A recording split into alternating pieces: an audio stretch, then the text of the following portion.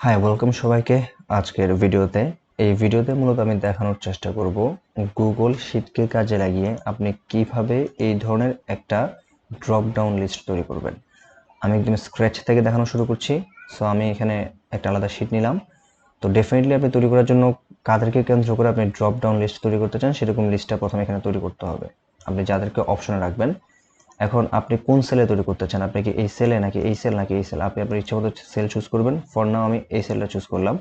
তারপর আপনাকে আসতে হবে ডেটাতে। এখানে আসলাম, এখানে আসার পর আপনাকে যেতে হবে ডেটা ভ্যালিডেশনে। অনেক অপশন আপনি পাবেন, ওয়াইড হওয়ার কিছু নেই। এখান থেকে লিস্ট ফ্রম এ রেঞ্জ, এটার মধ্যে আপনি কি রাখতে চাচ্ছেন, আপনি কি আইটেমস, নাম্বার, টেক্সট, ডেট। আমি চাই যে একটা রেঞ্জের মধ্যে ডেটাগুলো রাখতে। Okay fine. এখন কত রেঞ্জ থেকে কত, মানে কোথায় শুরু হবে কোথায় শেষ হবে সেটা আপনাকে সিলেক্ট করতে হবে। সো আমি কানাডা থেকে শুরু করে ইউনাইটেড কিংডম পর্যন্ত সিলেক্ট করলাম। তারপর আমি ওকেতে ক্লিক করলাম।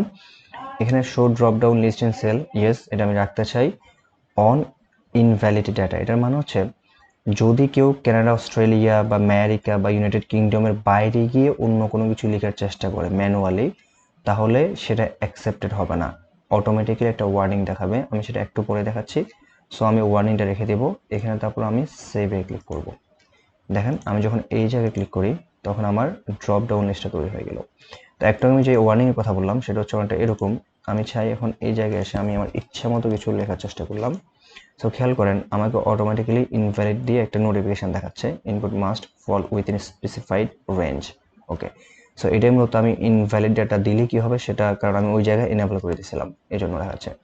আচ্ছা, এখন কথা হচ্ছে আমি যদি মাল্টিপল সেলে এই ধরনের ড্রপ ডাউন লিস্ট তৈরি করতে চাই তাহলে সেই ক্ষেত্রে আমি কিভাবে তৈরি করব।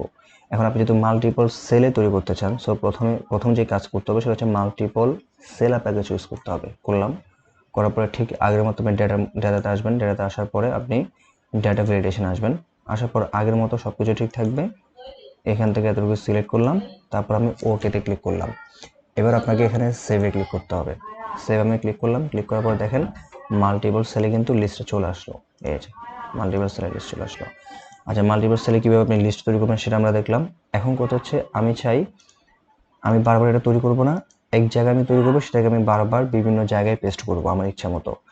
তাহলে আমি একদম সহজ যেভাবে করতে পারি, বাট এটা প্রপার ওয়ে না। আমি এটা কপি করব, এখানে সেটাকে পেস্ট করব, কিন্তু এটা প্রপার ওয়ে না। প্রপার ওয়ে হচ্ছে আমি এটা ধরেন কপি করলাম, কপি করার পর আপনি এই সেলে যদি এটাকে পেস্ট করতে চান আপনি মাউসের রাইট বাটনে ক্লিক করেন, করলাম, করার পর দেখেন এখানে পেস্ট স্পেশাল নামে একটা অপশন আছে, সেখান থেকে আমি কি করতে চাই, আমি ডেটা ভ্যালিডেশন অনলি দিতে চাই।